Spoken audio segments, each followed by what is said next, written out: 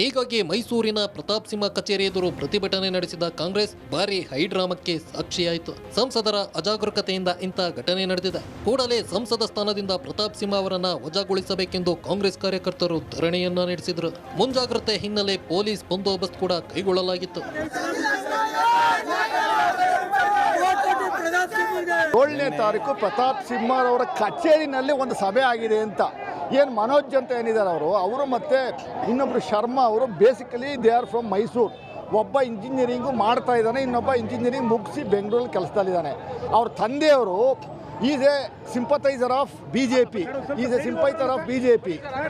So ಅದರಿಂದ ದಯಮಾಡಿ ನಮಗೆ ನಾವು ಡಿಮ್ಯಾಂಡ್ ಮಾಡ್ತಾ ಇರುವಂಥದ್ದು ಏನು ಅಂತಂದರೆ ಪ್ರತಾಪ್ ಸಿಂಹ ಅವರ ಕಚೇರಿನ ಸೀಲ್ ಮಾಡಿ, ಕೆಲವು ಇಂಕ್ರಿಮೆಂಟ್ ಡಾಕ್ಯುಮೆಂಟ್ಸ್ಗಳಿದಾವೆ ಒಳಗಡೆ, ಅದು ಸೀಸ್ ಆಗಬೇಕು, ತನಿಖೆ ಆಗಬೇಕು ಅನ್ನೋ ಒಟ್ನಲ್ಲಿ ಸಂಸತ್ತಾವಂತರ ರಾಜಕೀಯ ರೂಪ ಪಡೆದುಕೊಂಡಿದ್ದ. ಮುಂದಿನ ದಿನಗಳಲ್ಲಿ ಯಾವ ತಿರುವು ಪಡೆದುಕೊಳ್ಳುತ್ತೆ ಎಂದು ಕಾದು ನೋಡಬೇಕಿದೆ.